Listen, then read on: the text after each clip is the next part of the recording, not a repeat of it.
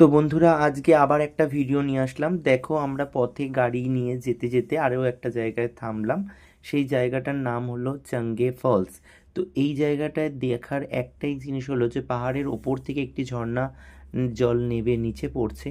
তো ভিডিওটা আমি তুলেছি। দেখো এত সুন্দর লাগছে দেখতে, চারিদিকটা এত মনোরম দৃশ্য।